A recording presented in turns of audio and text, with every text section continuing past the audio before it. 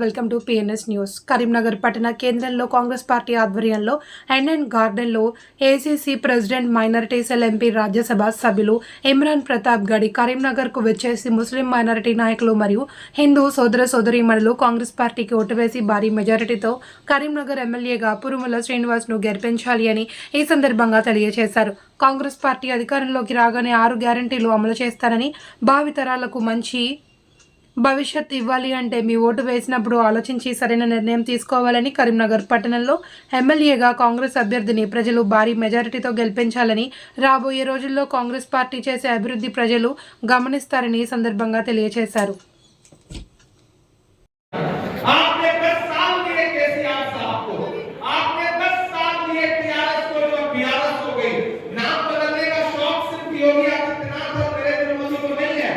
केसीआर साहब को भी है, उन्होंने सबसे पहले अपनी पार्टी का नाम बदला टीआरएस को बीआरएस किया।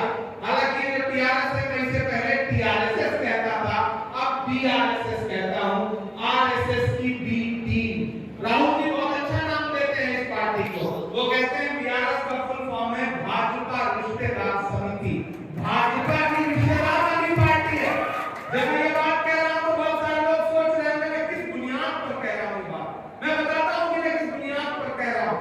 आपने झोली भर भर करके बीआरएस को वोट दिया असेंबली के इलेक्शन में, आपने कानून भर भर करके केसीआर साहब को अपना वोट दिया दोनों असेंबली के इलेक्शन में, पार्लियामेंट के इलेक्शन में भी, और उन्होंने उसकी बुनियाद पर राज्यसभा में भी अपने मैंडेट बनाए, लोकसभा में भी अपने मेंबर्स भेजे, सूबे में हुकूमत बनाई।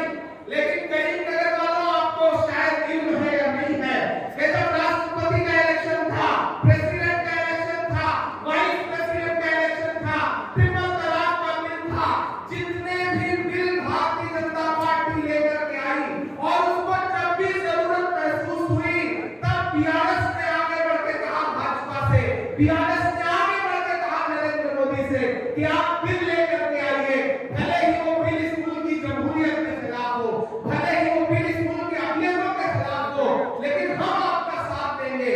मैंने उसी पार्लियामेंट में देखा है, या तो बीआरएस पार्टी ने भाजपा का बिल में सपोर्ट किया या वॉकआउट कर गई। वॉकआउट करना भी सपोर्ट करने जैसा ही होता है। मैं जहां आपके बीच में कहने आया हूं कि अगर आप ये समझते हैं कि सेकुलरिज्म का लवादा ओढ़ करके हैदराबाद में बैठे हुए मोहतरम केसीआर साहब सेकुलर है तो आप गलतफहमी के शिकार हैं। अगर आप ये समझते हैं कि उनके वायदे हैं तो आप गलतफहमी के शिकार हैं। आपसे वायदा किया था 12% रिजर्वेशन का, क्या हुआ?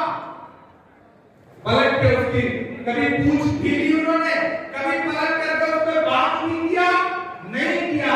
आपसे वादा किया था उन्होंने डबल बेडरूम का, खुद के लिए तो महल बनाया, बंगला बनाया, लेकिन गरीबों को क्या हासिल हुआ?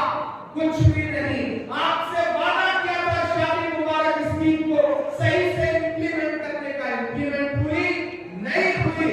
आपसे वादा किया था केसीआर साहब ने कि जब टीआरएस की सरकार बनेगी तो सूबे में वक्फ बोर्ड को जुडिशियल पावर दिया जाएगा और वक्फ बोर्ड की प्रॉपर्टीज को लूटने से बचाया जाएगा।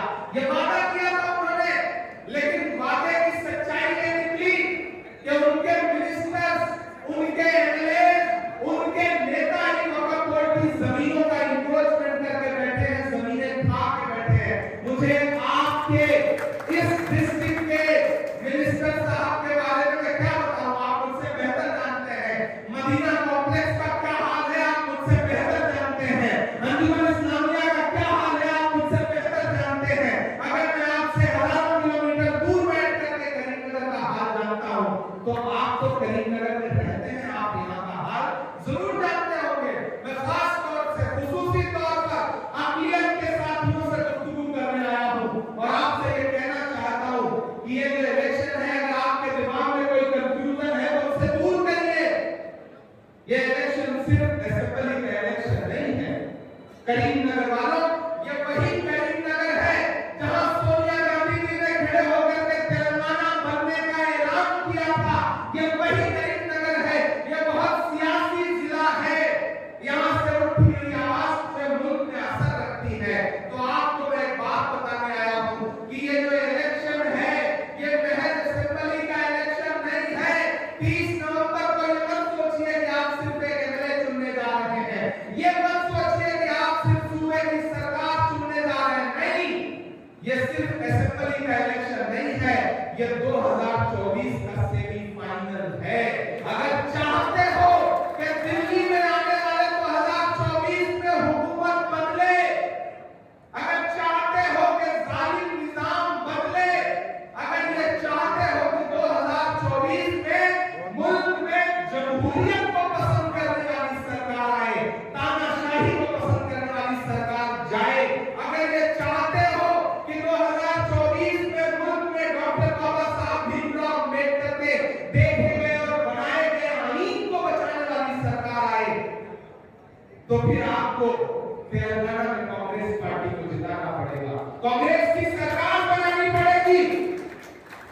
और ये बात मैं बुनियाद पर कहने आया हूं कि आपके भी चौखट से गुजरी थी भारत जोड़ो यात्रा, राहुल जी गुजरे थे आपके इसी दयाल से, और आपने मोहब्बतें फैला फैला करके अपना दामन उनके दामन में मोहब्बतें भरी थी, इसमें कोई दो राय नहीं, मैं इससे इनकार नहीं करता, लेकिन आपको फिर ये बात भी सोचनी पड़ेगी कि आप सोचिए एक शख्स 4000 किलोमीटर कन्याकुमारी से कश्मीर तक पैदल चला, नारा लगाते हुए नफरत छोड़ो भारत जोड़ो, नफरत कम करने की कोशिश में उसने अपने पैर के छालों की परवाह नहीं की।